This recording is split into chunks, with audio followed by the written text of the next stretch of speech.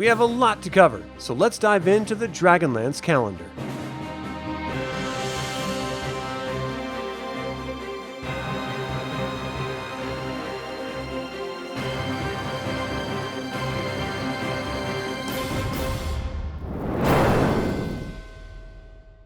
Welcome to another Dragonlance Saga episode. My name is Adam, and today we're going to talk about the Dragonlance Calendar. I'd like to take a moment and thank the DL Saga members, and invite you to consider becoming a member by visiting the link in the description below. You can even pick up Dragonlance gaming materials using my affiliate links. I'm referencing the Dragonlance campaign setting, Holy Orders of the Stars, and the History of Dragonlance sourcebooks, in addition to Dwarves of Krynn and Times of the Dragon box sets, and other lands game accessory for this information. If I leave anything out or misspeak, please leave a comment below. Time in Dragonlance is tracked much the same way as we track it. Each day contains 24 hours, named famously after the Palanthan system. Each hour references the watch the city guard dispatches. The minutes are counted up to the 30-minute mark and referenced as falling. The second half of the hour is called rising. Each week contains 7 days, with 4 weeks to a month, and 12 months to a year. Understandably, each major culture references the days of the week and the months in their own vernacular. For simplicity, I will be referencing each as our Western world references them, though I traditionally use Solamnic when introducing my shows or referencing dates on this channel. I would be remiss not to mention the moons of Krynn. While this knowledge is germane to the wizards of high sorcery, as they are influenced by the moons, their gods of sorcery, other cultures reference them for the passing of time and highlighting of seasons in the year. Solanary, the silver moon, circles Krynn in 36 standard days, with 9 days per quarter. Lunitary, the red moon, circles Krynn in 28 days, with 7 days per quarter. And Nuitary, the black moon, circles Krynn in 8 standard days, with 2 days per quarter. This means tracking the moons is an active requirement and can be challenging. The moons pass counterclockwise across the sky with the full moon at high sanction, the last quarter at waning, the new moon at low sanction, and the first quarter at waxing. I randomly generated the position of the 3 moons by rolling an 18 on a 20-sided dice and referencing the moon tracking chart found in the Dragonlance campaign settings sourcebook. I've built out a single calendar year for referencing the various months in. Each major phase of the 3 moons are represented for simplicity, as are the holidays. I used 1984 Common Era calendar to represent the year 351 Alt Cataclysm, as that is the year the Dragonlance intellectual property, or IP, was created, 40 years ago, and the beginning of the War of the Lands. While some of these holidays may have begun after this year, we're going to just roll with it. So let's get into it, shall we? I am only giving the briefest of explanations about each holiday, as there is a lot to go over. I have covered many of them in my Holidays of Krynn episode as well. December 31st to January 1st is Year Day or Mark Day. The people of many nations stop their toils and share gifts to celebrate the blessings of the past year and make promises for the new. January 3rd is Dark Day. Tychesis' clergy spends this day contemplating wicked old plots and considering their role in the church's hierarchy. January 15th is Sea Queen's Share. This repeats every 9 months when Solanary is at high sanction. On this day, the Zebanites sacrifice most of their wealth to the Sea Queen. January 18th is Night of the Mantis. Majare's clerics spend the time chanting, meditating, and reconnecting with Majare. February 9th through 13th is Harnkeggerfest. This holiday reflects the dwarves' love of hard work followed by equally hard play. February 20th is the Night of the Eye. This is when a genuine conjunction of all 3 moons occurs when they are at high sanction. This is a magically heightened event that is celebrated by the Orders of High Sorcery. February 22nd is the Oath Breaking. This is a day of remembrance that marks the day when the good dragons come to realize that their eggs have been perverted into fell draconians by the deceitful followers of the Queen of Darkness. February 23rd is Honor's Dawn. This day marks the death of Sturm Brightblade, hero of the Lance. March 3rd is Siege Day. This day marks when the city of Palanthas was razed in a final strike by the late High Lord Kitiara Uthmatar. March 14th is Kith Canondros. Wherever they are on Krynn, all Quolinisty elves stop to observe the most sacred holiday in their calendar. Kith honors the life and accomplishments of the grandson of Sylvanos. March 15th is Sylvanos. This day in the year 4351 pre-Cataclysm is the birth date of the heroic elf who united, then led the first elven tribes to their homeland of Sylvanosti 4 millennia before the Cataclysm. March 21st is both spring dawning and campaign season.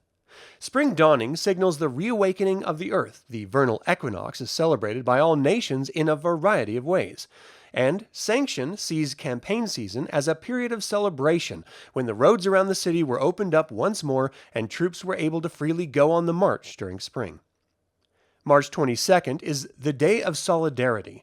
The day after each season change, the clergy of Kiri Jolith come together, even in the times of war, and renew their bonds of friendship, rededicate themselves to the continual war on evil, and reflect on courage and honor. March 25th is the Day of Reflection. During this time, Xivilan clerics meditates and contemplates on the River of Time. The emphasis is on mindfulness and one's place in the universe.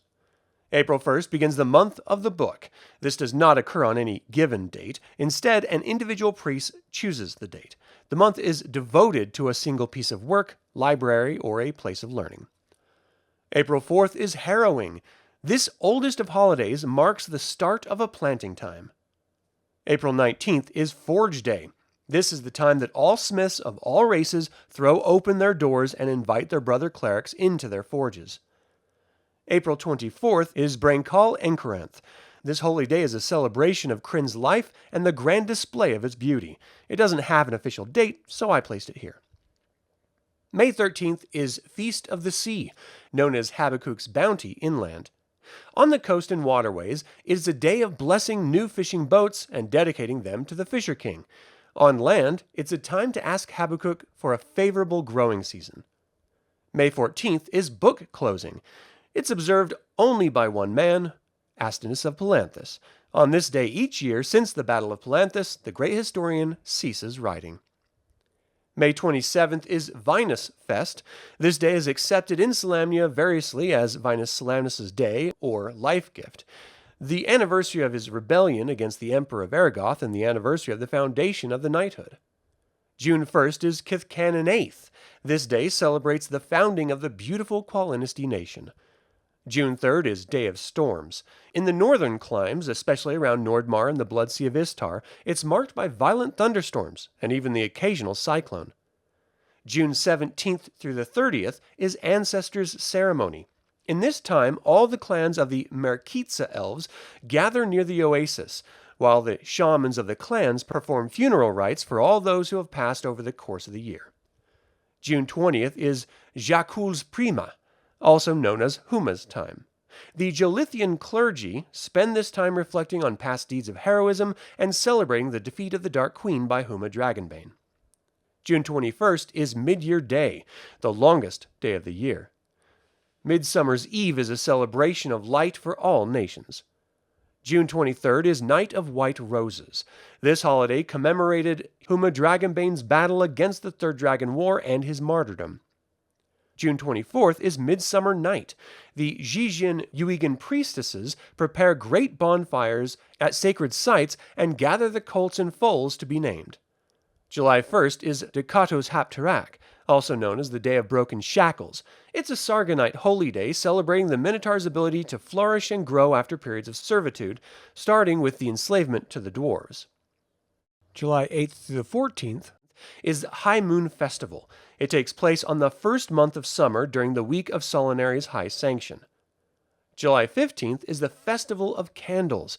The solemn event exemplifies the dwarves' reverence for their dead ancestors, evinced by the perpetually empty eighth throne on the Council of Thanes, the kingdom of the dead. July 18th is Greystone Eve.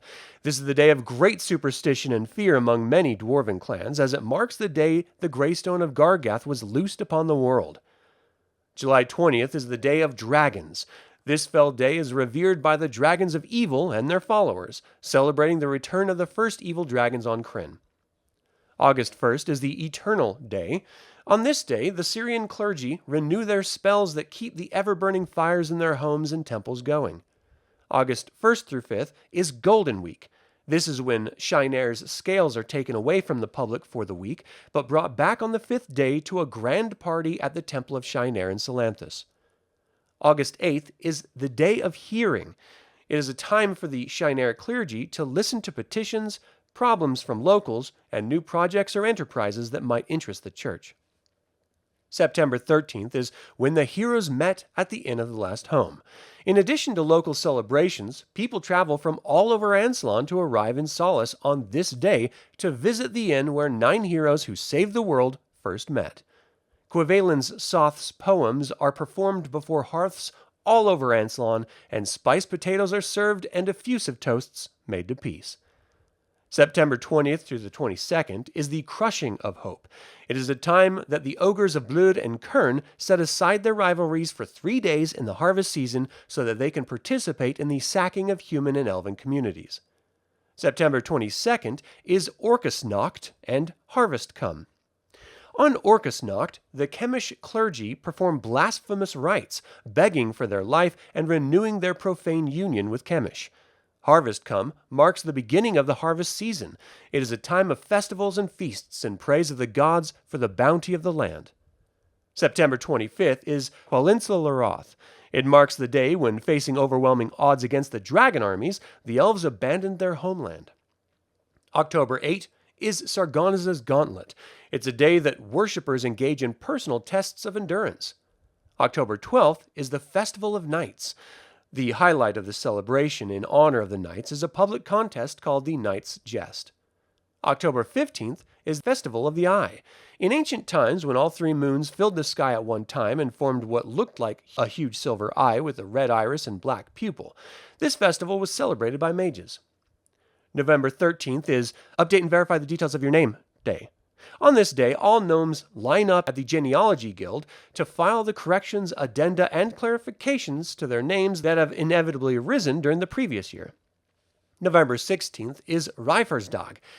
Ice Folk for Reaver's Day is the day which was the anniversary of the death of Fealthas.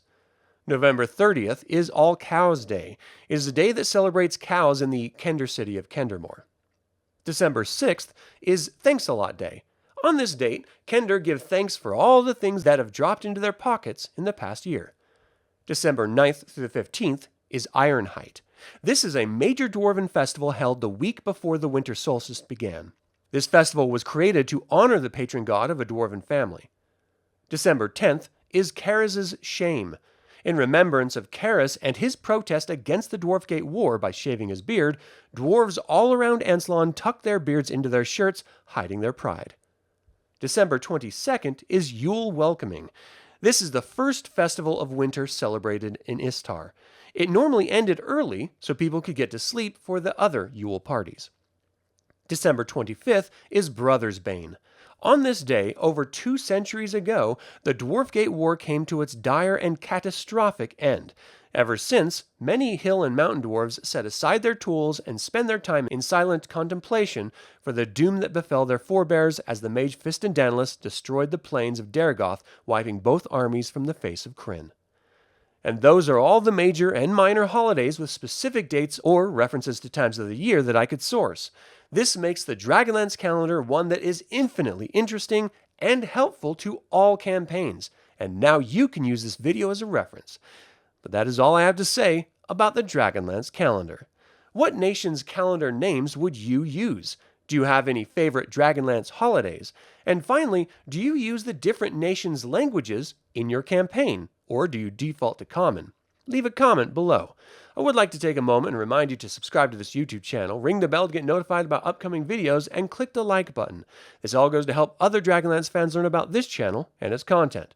Thank you for watching. This has been Adam with Dragonlance Saga, and until next time, remember, Lunitares idishilak damandu. For God's sakes, light, damn you!